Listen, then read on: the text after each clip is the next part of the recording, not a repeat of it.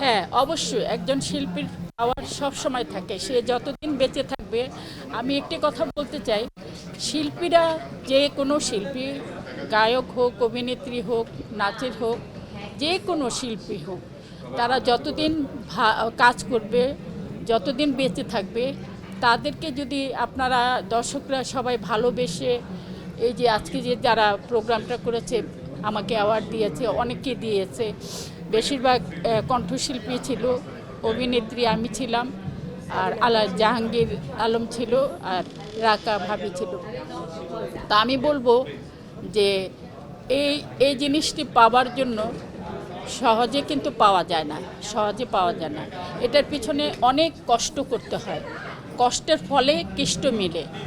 তো আমি আল্লাহর কাছে শুকরিয়া আদায় করি যে অবশ্যই আমি যদি বেঁচে থাকি, আমি যদি আরও ভালো কাজ করতে পারি, দর্শকদের মন জয় করতে পারি, আমি ভবিষ্যতে আরও অ্যাওয়ার্ড পাবো।